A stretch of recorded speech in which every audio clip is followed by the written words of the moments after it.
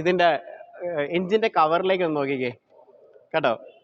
Toyota turbo എന്ന് പറഞ്ഞൊരു branding നമുക്ക് അവിടെ കൊടുത്തിരിക്കുന്നതായിട്ട് നമുക്ക് കാണാം.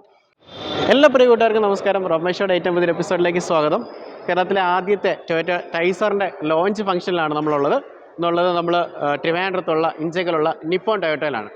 അപ്പം നമ്മൾ ഏറെക്കാലമായിട്ട് കാത്തിരുന്ന ഒരു വാഹനമാണ് ടൈസർ. കാരണം വെച്ച് കഴിഞ്ഞാൽ നമ്മുടെ ഈ ഒരു മാരുതിയുടെ ഫ്രോൺസ് എന്ന് പറഞ്ഞ ഒരു വാഹനം ടൊയോട്ടോയുടെ ബ്രാൻഡിങ്ങിൽ എന്ന് വരും എന്ന് നമ്മളെല്ലാവരും കാത്തിരിക്കുന്നുണ്ടായിരുന്നു. അപ്പം കഴിഞ്ഞ മാസമായിരുന്നു ഇതിൻ്റെ ഓൾ ഇന്ത്യ ലോഞ്ച് എന്ന് പറയുന്നത്. പക്ഷേ ഷോറൂംസിൽ വണ്ടി ഇന്നും ഇതിലേക്കായിട്ടാണ് തുടങ്ങിക്കൊണ്ടിരിക്കുന്നത്. അപ്പോൾ അതിൻ്റെ ഭാഗമായിട്ട് നമ്മൾ ഇന്ന് നിപ്പോണിലേക്ക് വന്നതാണ്. നമ്മളായിരുന്നു ഇന്ന് ഇത് അൺവെയിൽ ചെയ്തത്. ചീഫ് ഗസ്റ്റായിട്ട് വിളിക്കപ്പെട്ടു. ഒരുപാട് സന്തോഷം. ഈ ഒരു വാഹനം നിങ്ങളെ ഞാൻ പരിചയപ്പെടുത്താനായിട്ട് പോവുകയാണ്. അപ്പോൾ എന്തൊക്കെയാണ് ഈ വാഹനത്തിൽ പ്രകടമായിട്ട് വന്ന മാറ്റങ്ങൾ നമുക്ക് നോക്കാം. കാരണം ഫ്രോൺസുമായിട്ട് കമ്പയർ ചെയ്യുന്ന സമയത്ത് ടൊയോട്ടയിലേക്ക് വരുമ്പോൾ എന്തൊക്കെ പ്രത്യേകതകൾ കൊണ്ടുവന്നിട്ടുണ്ടെന്നുള്ളതാണ്. പ്രധാനപ്പെട്ട് പറയുകയാണ് വാഹനത്തിൻ്റെ സ്റ്റാൻഡ്സ് തന്നെ കംപ്ലീറ്റ് ആയിട്ട് മാറിയിട്ടുണ്ട്. കാരണം കുറച്ചും കൂടെ ഒരു SUV ലുക്ക് ഈ വാഹനത്തിന് കൈവരിക്കാനായിട്ട് സാധിച്ചിട്ടുണ്ട്. അല്ല, ആ ഫ്രണ്ടിലെ റീഡിസൈൻ ചെയ്ത് വന്നപ്പോഴാണ് അത്തരം മാറ്റങ്ങളിലേക്ക് വന്നിരിക്കുന്നത്. ഇപ്പോൾ നമുക്കറിയാം ഇതിൻ്റെ ഗ്രിൽസിന് നല്ല രീതിയിലുള്ള ചേഞ്ച് വന്നിട്ടുണ്ട്. കാരണം ഇതിപ്പോൾ ട്രപ്പിസോഡിലായിട്ടുള്ള ഒരു ഗ്രില്ലാണ് വന്നിരിക്കുന്നത്. കുറച്ചും കൂടെ ഒതുങ്ങിയ ഒരു കൊച്ചു ഗ്രില്ലായിട്ടാണ് വാഹനത്തിന് കൊടുത്തിരിക്കുന്നത്. ടൊയോട്ടയുടെ ഒരു ബ്രാൻഡിങ് ലോഗോ നമുക്ക് ഇവിടെ കാണാൻ നമുക്ക് സാധിക്കും. അതുപോലെ തന്നെ ഏറ്റവും പ്രകടമായിട്ടുള്ള ഒരു വ്യത്യാസം എന്ന് പറഞ്ഞു കഴിഞ്ഞാൽ മറ്റേത് നമുക്ക് ഫ്രോൺസിലേക്ക് വരുന്ന സമയത്ത് ഒരു 3 ചേമ്പറിനകത്ത് വന്ന ലൈറ്റ്സ് ആണെന്നുണ്ടെങ്കിൽ ഇതിപ്പോൾ ഒരു വിങ്ഡ് ആയിട്ട് വരുന്ന ലൈറ്റ്സ് ആണ്.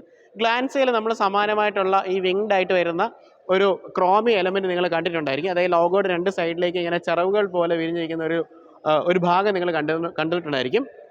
അത് തന്നെ ലൈറ്റ്സിലേക്ക് കൊണ്ടിട്ടുണ്ട്. അപ്പോൾ അത് മാത്രമല്ല, ഡ്യുവലായിട്ട് വരുന്ന 2 ലൈറ്റ്സിലേക്കാണ് വരുന്നത്. അപ്പോൾ ഒരു പൊസിഷൻ DRL ലാംപ്സും അതുപോലെ തന്നെ ഇൻഡിക്കേറ്റേഴ്സും ആണ് അവിടെ കൊടുത്തിരിക്കുന്നത്. അപ്പം മെയിനായിട്ട് ഗ്രില്ലും ഈ പറയുന്ന പോലെ അതൊരു കണക്റ്റഡ് ആയിട്ടുള്ള ഒരു ഫീൽ കിട്ടാൻ വേണ്ടി ഒരു ക്രോമിയം ഒരു ഗാർണിഷിങ് അവിടെ കൊടുത്തിട്ടുണ്ട്. അപ്പം ഫ്രണ്ടിൽ നോക്കുമ്പോൾ പ്രകടമായിട്ടുള്ള വ്യത്യാസം ഇതായിട്ടാണ് വരുന്നത്. ലൈറ്റ്സ് ഒക്കെ നോക്കുകയാണെങ്കിൽ വലിയ വ്യത്യാസങ്ങളില്ല. ആ ലൈറ്റ്സ് തന്നെയാണ്. നമുക്കറിയാം ഈ പറഞ്ഞ ഓട്ടോ ഹെഡ് ലാംപ്സ് ആണ് വരുന്നത്. അതുപോലെ തന്നെ നമുക്ക് ഫോളോ മീ വരുന്നുണ്ട് വാഹനത്തിനകത്ത്. നമുക്ക് അതുപോലെ തന്നെ ഫ്രണ്ടിലേക്ക് വന്നു കഴിഞ്ഞാൽ ADAMനൊന്നും കാര്യമായിട്ടുള്ള വ്യത്യാസങ്ങളില്ല.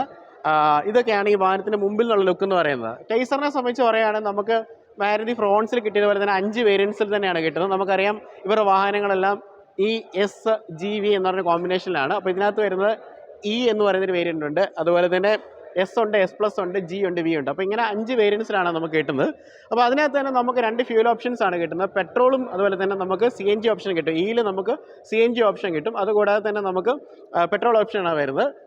ഏറ്റവും ടോപ്പ് എൻഡിലേക്ക് വരുന്ന ഏറ്റവും ടോപ്പ് എൻഡ് വെഹിക്കിളായിട്ടുള്ള V ആണ് നമ്മൾ കണ്ടുകൊണ്ടിരിക്കുന്നത്. അപ്പോൾ ഇതിനകത്താണ് ഫുൾ ഫങ്ഷൻസും കാര്യങ്ങളൊക്കെ ഉള്ളത്. അപ്പം ഇത്രയും കാര്യങ്ങളാണുള്ളത്. പിന്നെ നമുക്കിപ്പോൾ കാണുന്ന ഒരു വൈറ്റ് കളർ വണ്ടിയാണ്. മൊത്തം നമുക്കൊരു 5 കളേഴ്സിൽ നമുക്ക് വാഹനം ലഭിക്കും. പിന്നെ കൂടാതെ ഒരു 3 ഡ്യുവൽ ടോൺ കളേഴ്സും കൂടെ നമുക്ക് അവൈലബിൾ ആയിട്ട് നമുക്ക് ലഭിക്കുന്നുണ്ട്. അപ്പോൾ ഇതൊക്കെയാണ് വാഹനത്തിനെ കുറിച്ച് ബേസിക്കലി പറയാനുള്ളത്. പിന്നെ എഞ്ചിൻ്റെ ഓപ്ഷൻസിലേക്ക് വരുവാണെന്നുണ്ടെങ്കിൽ നമുക്കൊരു 1.2 ലിറ്റർ നാച്ചുറലി ആസ്പിറേറ്റഡ് ആയിട്ട് വരുന്ന K series dual jet dual VVT വരുന്ന എഞ്ചിനുണ്ട്. അത് കൂടാതെ ഒരു 1 ലിറ്ററിൻ്റെ ടർബോ എഞ്ചിനും ഈ വാഹനത്തിനകത്ത് അവൈലബിൾ ആയിട്ടുണ്ട്. പിന്നെ ഇതിൻ്റെ ഹുഡിനകത്ത് ഒരു പ്രത്യേക കാര്യം ഒളിപ്പിച്ച് വെച്ചിട്ടുണ്ട്. അപ്പോൾ അത് ഞാൻ ലാസ്റ്റ് ഈ വാഹനത്തിൻ്റെ ഹുഡ് തുറക്കുന്ന സമയത്ത് നിങ്ങളത് കാണിക്കാം. അപ്പം പിന്നെ ഈ വാഹനത്തിൻ്റെ സൈഡിലേക്ക് പോകാം. അതിന് മുമ്പേ നമ്മുടെ പേജ് ഇതുവരെ ഫോളോ ചെയ്തിട്ടില്ലെങ്കിൽ തീർച്ചയായിട്ടും ഒന്ന് ഫോളോ ചെയ്യാം. നമ്മളെല്ലാവരും റിക്വസ്റ്റ് ചെയ്യുന്നുണ്ട്, നിങ്ങൾ ചെയ്യാൻ മടിക്കരുത്. കാരണം ഇൻഫോർമേറ്റീവ് ആയിട്ടുള്ള കണ്ടൻസ് ഏറ്റവും ആദ്യം നിങ്ങളിലേക്ക് കൊണ്ടുവരാനായിട്ട് ശ്രമിക്കുന്നു. അപ്പം നമ്മൾ ഈ വാഹനത്തിൻ്റെ സൈഡിലേക്ക് വന്നാൽ ഡയമെൻഷൻ വൈസിലൊന്നും വലിയ വ്യത്യാസമൊന്നുമില്ല. കറക്റ്റ് 3995 മില്ലിമീറ്ററാണ്. അതായത് 2520 വീൽ ബേസ് വരുന്നത്. അപ്പം കാര്യമായിട്ടുള്ള വ്യത്യാസം സൈഡ് എലമെൻസിലൊന്നും ഇല്ല. പക്ഷേ നമുക്ക് പ്രകടമായിട്ടുള്ള വ്യത്യാസം വരുന്നത് അലോയ് വീൽസിലേക്കാണ് വരുന്നത്. അപ്പോൾ ഈ ഒരു ടോപ്പ് എൻഡിൽ ട്രിമിലേക്ക് വരുന്ന സമയത്ത് മെഷീൻ കട്ടായിട്ട് വരുന്ന അലോയ് വീൽസ് ആണ് വരുന്നത്. അപ്പം കുറച്ചും കൂടെ ഭംഗിയുള്ള സ്പോർട്ടി ആയിട്ടുള്ള സ്പോക്സ് വരുന്ന ഒരു വീലാണ് വരുന്നത്. 16 ഇഞ്ച് ആണ് ഇതിൻ്റെ ഒരു വീൽ പ്രൊഫൈൽ വരുന്നത്. ഫ്രണ്ടിൽ ഡിസ്ക് ബ്രേക്കുകളും ബാക്കിൽ ഡ്രം ബ്രേക്കുകളും വരുന്നുണ്ട്. ബക്ഫോസ്റ്റിൻ്റെ സ്ട്രട്ടുകളാണ് ഫ്രണ്ടിൽ. ബാക്കിൽ ടോർഷൻ ബീമാണ് വാഹനത്തിൻ്റെ ഉപയോഗിച്ചിരിക്കുന്നത്. സൈഡിലേക്കൊക്കെ വരുന്ന സമയത്ത് നമുക്കിവിടെ റൂഫ് റെയിൽസും കാര്യങ്ങളൊക്കെ കാണാനായിട്ട് പറ്റും. അതുപോലെ തന്നെ ഇതിൻ്റെ ORVM നമ്മൾ എടുത്ത് നോക്കുകയാണെന്നുണ്ടെങ്കിൽ ഇൻറ്റഗ്രേറ്റഡ് ആയിട്ട് വരുന്ന ഇൻഡിക്കേറ്റേഴ്സ് വരുന്ന ORVM ആണ്. ബോഡി കളറാണ്. അതുപോലെ തന്നെ അത് വെൽക്കമിങ് ഫംഗ്ഷൻ ഉള്ളതാണ്. അപ്പോൾ ഫോൾഡബിൾ ആയിട്ട് വരുന്നതാണ്.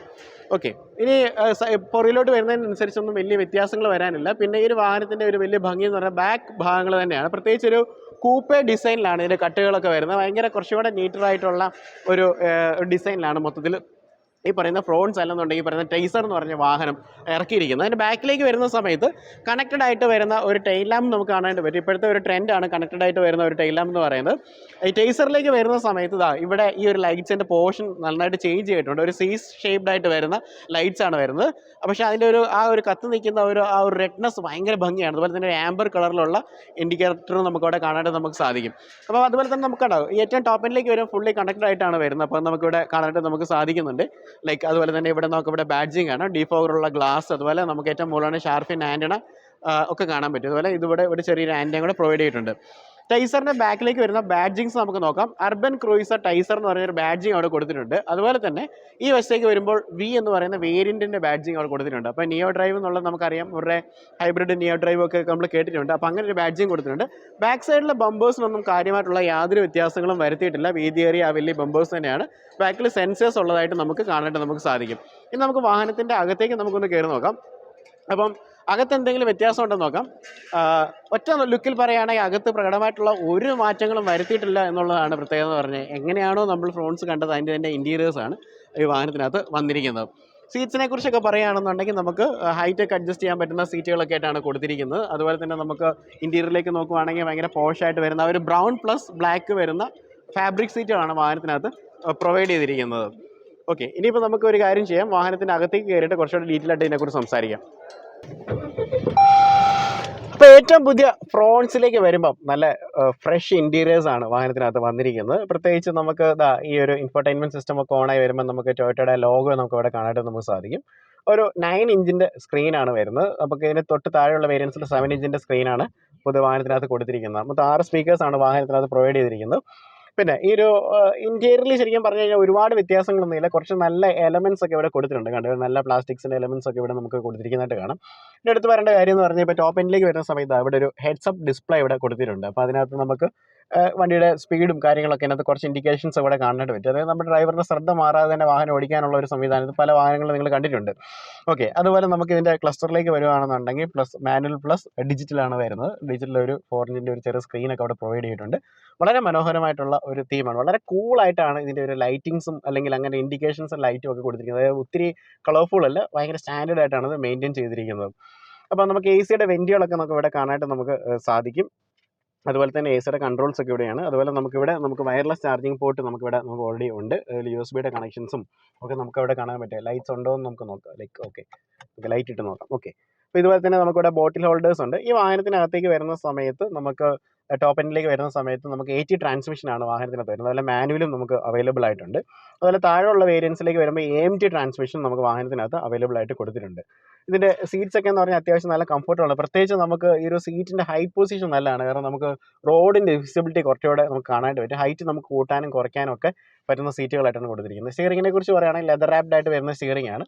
ലൈക്ക് ടൊയോട്ടയുടെ ലോഗോയും കാര്യങ്ങളൊക്കെ കാണാം. അതുപോലെ നമുക്ക് സ്റ്റിയറിംഗ് മൗണ്ടഡ് ആയിട്ട് വരുന്ന കൺട്രോൾസ് ലെഫ്റ്റിലും റൈറ്റിലും കാണാം. ഓക്കെ, അതുപോലെ നമുക്ക് ഇതിനകത്തേക്ക് വരുമ്പോൾ പാഡിൽ ഷിഫ്റ്റേഴ്സ് അവൈലബിൾ ആയിട്ടുണ്ട്. കാരണം കുറച്ചുകൂടെ സ്പോർട്ടി ആയിട്ട് ഡ്രൈവ് ചെയ്യാനുള്ള പാഡിൽ ഷിഫ്റ്റേഴ്സ് വാഹനത്തിനുണ്ട്. ഒരു 1 ലിറ്റർ ടർബോ വരുന്ന ഒരു വാഹനമാണ്. ഓക്കെ, അപ്പം ഇതുപോലെ തന്നെ ഈ ഒരു വശത്തേക്ക് വരുവാണെങ്കിൽ നമുക്കിവിടെ ഒരു വലിയ ഡീപ്പനായിട്ടുള്ള ഒരു ഗ്ലൗ ബോക്സ് കാര്യങ്ങളൊക്കെ അവിടെ പ്രൊവൈഡ് ചെയ്തിട്ടുണ്ട്. അതുപോലെ നമുക്ക് റൂഫിലേക്ക് വരുന്ന സമയത്ത് ഇവിടെ 2 റീഡിംഗ് ലാംപ്സ് ഉണ്ട്. നിങ്ങളെ ഇപ്പം ഓൺ ഓഫ് ആക്കി കാണിക്കാം. ഓക്കെ, അതുപോലെ നമുക്കിവിടെ ഡേ ലൈറ്റ് ഓട്ടോമാറ്റിക്കലി അഡ്ജസ്റ്റ് ചെയ്യാൻ പറ്റുന്ന ഒരു IRVM അവിടെ പ്രൊവൈഡ് ചെയ്തിരിക്കുന്നതായിട്ട് നമുക്ക് കാണാം. 2 വശത്തായിട്ട് സൺ വൈസേഴ്സും വാഹനത്തിനകത്ത് കൊടുത്തിരിക്കുന്നുണ്ട്. അപ്പോൾ ഇതൊക്കെയാണ് വാഹനത്തിൻ്റെ ഈ ഒരു വശത്തുനിന്നുള്ള കാഴ്ചകൾ എന്ന് പറയുന്നത്. നമുക്കിനി സെക്കൻഡ് റോയിലേക്ക് ഒന്ന് പോകാം. അപ്പോൾ ഈ ടൈസറിൻ്റെ സെക്കൻഡ് റോ സീറ്റ്സിലേക്ക് വന്നു കഴിഞ്ഞാൽ അത്യാവശ്യം 2520 വീൽ ബേസ് ഉള്ളൊരു വാഹനമാണ്. അപ്പം മോശമല്ലാത്തൊരു വീൽ ബേസ് ആണ് ഈ വാഹനത്തിനകത്തുള്ളത്. അപ്പോൾ ഞാൻ ഇരിക്കുമ്പോഴും ഇഷ്ടം പോലെ സ്ഥലം നമുക്ക് ഇവിടെ ഫീൽ ചെയ്യുന്നുണ്ട്. പിന്നെ ഒരു ചെറിയൊരു ഇതെന്ന് പറയുന്നത് നമ്മുടെ ഒരു ഹെഡ് റൂമാണ്. അത് ലൈക്ക് വലിയ കുഴപ്പമില്ല, എന്നാലും ലൈക്ക് ഈ ഒരു കൂപ്പെ ഡിസൈൻ വരുന്നതുകൊണ്ട് അവിടെ ചെറുതായിട്ടൊന്ന് ഒരു സ്ലാൻഡിങ് അവിടെ ഫീൽ ചെയ്യുന്നുണ്ട്. AC-യുടെ കൺട്രോൾസ് നമുക്ക് ബാക്കിലുള്ളവർക്ക് AC കിട്ടാൻ വേണ്ടിയുള്ള AC-യുടെ കൺട്രോൾസും കാര്യങ്ങളൊക്കെ ഉണ്ട്. അതുപോലെ തന്നെ നമുക്ക് ഈ ഒരു ആംബ്രസ്റ്റ് ഞാൻ ഫ്രണ്ടിൽ നിന്ന് പറഞ്ഞില്ല, ഈ ഒരു ആംബ്രസ്റ്റ് ശരിക്കും പറഞ്ഞാൽ സ്ലൈഡിങ് ആയിട്ട് വരുന്ന ഒരു ആംബ്രസ്റ്റ് ആണ് കേട്ടോ. നമുക്ക് അങ്ങോട്ടും ഇങ്ങോട്ടും ഒന്ന് സ്ലൈഡ് ചെയ്യാൻ പറ്റുന്ന ഒരു ആംബ്രസ്റ്റ് അവിടെ കൊടുത്തിട്ടുണ്ട്. അതുപോലെ നമുക്ക് ഫോൺ ചാർജ് ചെയ്യാനുള്ള പോർട്ടുകളും കാര്യങ്ങളൊക്കെ നമുക്കിവിടെ കൊടുത്തിരിക്കുന്നതായിട്ട് നമുക്ക് കാണാനായിട്ട് നമുക്ക് സാധിക്കും. ഓക്കെ, പിന്നെ സാധാരണ അൺലൈക്ലി എല്ലാ വണ്ടിക്കകത്ത് നടുക്കൊരു കപ്പ് ഹോൾഡർ ഒക്കെ വരുന്നതാണ്. പക്ഷേ ഈ ഒരു വണ്ടിക്കകത്ത് അങ്ങനെ ഒരു കപ്പ് ഹോൾഡർ സംവിധാനങ്ങൾ കൊടുത്തിട്ടില്ല. 3 സീറ്റ്സിനും ഹെഡ് റെസ്റ്റുകൾ കൊടുത്തിട്ടുണ്ട്. അപ്പോൾ നമുക്ക് ഇതിൻ്റെ ബാക്കിൽ ഇനിയിപ്പോൾ നമുക്ക് ബൂട്ട് സ്പേസ്, നമുക്ക് ലഗേജ് ഒക്കെ കൊണ്ടുപോകാനായിട്ടുള്ള ഒരു സ്പേസ് ഉണ്ടോ എന്ന് നമുക്കൊന്ന് നോക്കാം. അപ്പോൾ ഇതിൻ്റെ ബൂട്ട് സ്പേസ് ഓപ്പൺ ചെയ്യുമ്പോൾ ഭയങ്കര ഡീപ്പറായിട്ടുള്ള ഒരു ബൂട്ട് സ്പേസ് ആണ് വാഹനത്തിനകത്ത് കൊടുത്തിരിക്കുന്നത്. അപ്പോൾ നമുക്ക് കുറേയധികം സാധനങ്ങൾ നമുക്ക് ഈ വാഹനത്തിനകത്ത് കൊള്ളിക്കാണ്ട് സാധിക്കും. 380 ലിറ്റേഴ്സാണ് വരുന്നത്. പിന്നെ ഒരു പ്രോബ്ലം ഉള്ളതെന്ന് പറഞ്ഞു കഴിഞ്ഞാൽ പിന്നെ ഇതിനൊരു ഈ ഒരു ഡെപ്ത് കൂടുതലാണ്, ഹൈറ്റ് കൂടുതലായിട്ട് എടുത്ത് വെക്കാനുള്ള ഒരു ബുദ്ധിമുട്ടുണ്ടായിരിക്കും. അത് ഈ സെഗ്മെൻറ്റിൽ വരുന്ന എല്ലാ വാഹനങ്ങൾക്കും പൊതുവെ അങ്ങനെയാണ് കണ്ടുവരുന്നത്. വാഹനത്തിൻ്റെ ഇപ്പോൾ ഈ ഒരു വശത്തേക്ക് വരുവാണെങ്കിൽ ഫ്യൂവൽ ഡിവൈസാണ് വരുന്നത്. 37 ലിറ്ററിൻ്റെ ടാങ്ക്സ് ആണ് വാഹനത്തിനകത്ത് കൊടുത്തിരിക്കുന്നത്. ഇനി നമുക്ക് നേരത്തെ പറഞ്ഞ പോലെ വാഹനത്തിൻ്റെ ഹുഡ് ഒന്ന് ഓപ്പൺ ചെയ്ത് കാണിക്കാം. അതിനകത്ത് ഒരു സാധനം ഒളിപ്പിച്ച് വെച്ചിട്ടുണ്ട്, അതെന്താണെന്ന് നമുക്ക് നോക്കാം. അപ്പോൾ നമ്മൾ ഈ ഒരു വാഹനത്തിൻ്റെ ഹുഡ് ഓപ്പൺ ചെയ്യുകയാണ്. ഹുഡ് ഓപ്പൺ ചെയ്യുന്ന സമയത്ത് ഒരു കാര്യം കാണിച്ചു തരാം. ഇതിൻ്റെ എൻജിൻ്റെ കവറിലേക്ക് ഒന്ന് നോക്കിക്കേ കേട്ടോ. ടൊയോട്ടോ ടർബോ എന്ന് പറഞ്ഞൊരു ബ്രാൻഡിങ് നമുക്ക് അവിടെ കൊടുത്തിരിക്കുന്നതായിട്ട് നമുക്ക് കാണാം. ഇതുവരെ 5 വാഹനങ്ങളാണ് കൊളാബറേഷനിൽ വന്നത്. പക്ഷേ ഒരിക്കൽ പോലും ഇതുപോലെ ഒരു കവർ, അതായത് ഒരു എൻജിൻ കവർ വാഹനങ്ങളിനകത്ത് ഈ കൊളാബറേഷൻ വന്ന വാഹനങ്ങളിലൊന്നും വന്നിട്ടില്ലായിരുന്നു. പക്ഷേ ഇതിനകത്ത് അങ്ങനെ ഒരു ബ്രാഡ്ജിങ് കൊടുത്തിട്ടുണ്ട്.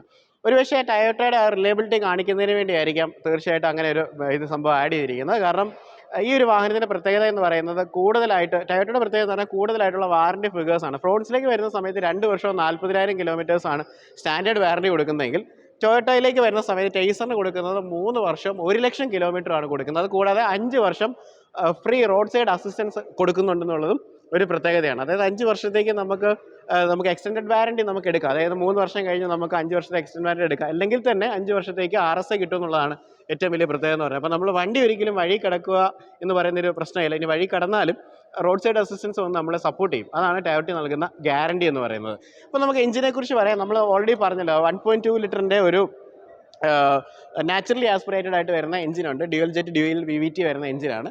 അപ്പോൾ അത് നമുക്ക് കിട്ടുന്നത് 2 വേരിയൻസിലാണ് നമുക്ക് പ്രധാനമായിട്ട് കിട്ടുന്നത്. 3 വേരിയൻസ് കിട്ടും. S+ എന്ന് പറഞ്ഞ വേരിയൻസിൽ കിട്ടും. ടോപ്പ് എൻഡ്സിലേക്ക് വരുമ്പോൾ Vയും Gയിലേക്ക് വരുന്ന സമയത്താണ് 1 ലിറ്റർ ടർബോ വരുന്നത്. അപ്പോൾ നമുക്ക് അതിൻ്റെ പവർ ട്രെയിൻസും കാര്യങ്ങളൊക്കെ നോക്കുക. ടർബോയിലേക്ക് വരുന്ന സമയത്ത് 100 PS പവറാണ് വാഹനത്തിൽ വരുന്നത്. അതിൽ 147 Nm ടോർക്ക് ഡെലിവർ ചെയ്യാൻ പറ്റുന്ന ഒരു എഞ്ചിനും കൂടെയാണ്. തൊട്ട് താഴെ വരുമ്പോൾ നാച്ചുറലി ആസ്പിറേറ്റിലേക്ക് വരുന്ന സമയത്ത് 113 90 ഹോഴ്സ് പവറും 113 Nm ടോർക്കുമാണ് വാഹനത്തിനകത്ത് പ്രൊവൈഡ് ചെയ്തിരിക്കുന്നത്. അപ്പോൾ ഏകദേശം കമ്പനി പറയുന്നത് 22.8 മൈലേജ് ഒക്കെ പറയുന്നത്. അപ്പോൾ അത്യാവശ്യം മൈലേജ് ഫിഗേഴ്സ് ഒക്കെ ആണെന്ന് പറഞ്ഞാലും നമുക്കറിയാം ഈ ഒരു വാഹനത്തിന് ഈ ഒരു എഞ്ചിൻ പ്രൂവൺ ആയിട്ടുള്ളൊരു എഞ്ചിനാണ്. ഇതിന് മൈലേജ് കിട്ടും എന്നുള്ള കാര്യത്തിൽ യാതൊരു സംശയമൊന്നുമില്ല. അപ്പം ഇതൊക്കെയാണ് ഈ ഒരു വാഹനത്തിന് പ്രത്യേകത എന്ന് പറയുന്നത്. നമുക്കിപ്പം ഇഞ്ചക്കയിലുള്ള നിപ്പോണിൽ ഈ വാഹനം അവൈലബിൾ ആണ്. അപ്പം എല്ലാ ഷോറൂംസിലേക്കും വാഹനങ്ങളൊക്കെ എത്തിച്ചേരുന്നേ ഉള്ളൂ. അപ്പോൾ നിങ്ങൾക്ക് ഇപ്പോൾ ഈ ഒരു വാഹനം കാണണമെന്നുണ്ടെങ്കിൽ തീർച്ചയായിട്ടും കാണാം. 2-3 ദിവസത്തിനുള്ളിൽ തന്നെ ടെസ്റ്റ് ഡ്രൈവ്സ് ആരംഭിക്കുന്നതായിരിക്കും. അപ്പോൾ വാഹനത്തിൻ്റെ ഏറെക്കുറെ എല്ലാ ഫീച്ചേഴ്സും നിങ്ങൾക്ക് മനസ്സിലായെന്ന് വിചാരിക്കുന്നു. അപ്പോൾ ഇനി ഇതിൻ്റെ വിലയെക്കുറിച്ചാണ് സംസാരിക്കേണ്ടത്. അപ്പോൾ ഇതിലേക്ക് ടൊയോട്ടയിലേക്ക് വരുന്ന സമയത്ത് വില വ്യത്യാസം ഉണ്ടെന്നുള്ളതാണ്. പക്ഷേ പ്രകടമായിട്ട് പറയുകയാണെങ്കിൽ കാര്യമായിട്ടുള്ള വില വ്യത്യാസങ്ങളൊന്നും വന്നിട്ടില്ല. സെയിം വില തന്നെയാണ് വരുന്നത്. ഏറ്റവും ബേസ് വേരിയൻറ്റിലേക്ക് വരുന്ന സമയത്ത് 7,73,500 രൂപ പോലെയാണ് ഈ വാഹനത്തിൻ്റെ എക്സ്-ഷോറൂം സ്റ്റാർട്ട് ചെയ്യുന്നത്. ഏറ്റവും ടോപ്പ് എൻഡിലേക്ക് വരുമ്പോൾ ഡ്യുവൽ ടോണിലേക്ക് വരുമ്പോൾ 13,03,000 രൂപ മുതലാണ് ഈ വാഹനം നമുക്ക് ലഭിക്കുന്നത്. അതായത് 7 ലക്ഷം രൂപ എന്ന് പറയുമ്പോൾ ഏകദേശം 9 ലക്ഷം രൂപ ബ്രാക്കറ്റിനകത്ത് തന്നെ നമുക്ക് ഒരു ബേസ് വേരിയൻറ്റ് വണ്ടി ഇറക്കാം. പക്ഷേ ബേസ് വേരിയൻ്റ് അകത്ത് തന്നെ അത്യാവശ്യം എല്ലാ ഫീച്ചേഴ്സും ടൊയോട്ട നൽകുന്നു എന്നുള്ളതാണ് അതിൻ്റെ ഒരു പ്രത്യേകത എന്ന് പറയുന്നത്. അപ്പോൾ ഈ ഒരു അർബൻ ക്രൂയിസർ ടൈസറിൻ്റെ ഈ ഒരു വീഡിയോ നിങ്ങൾക്ക് ഇഷ്ടപ്പെട്ടെന്നുണ്ടെങ്കിൽ നിങ്ങൾക്ക് കമൻറ്റ് വേണ്ടി എഴുതാം. വണ്ടിയെക്കുറിച്ചുള്ള നിങ്ങളുടെ കമൻറ്റ്സ് കേൾക്കാൻ ഞാൻ ആഗ്രഹിക്കുന്നു. പിന്നെ ടൊയോട്ട ആയതുകൊണ്ട് തന്നെ നമുക്ക് ധൈര്യമായിട്ട് നമുക്ക് എടുക്കാൻ പറ്റും എന്നുള്ളതാണ് എൻ്റെ ഒരു വിശ്വാസം എന്ന് പറയുന്നത്. അപ്പോൾ പുതിയൊരു വീഡിയോ ആയിട്ട് കണ്ടുപിട്ടാണ്. So this is Robin signing from Rob my show.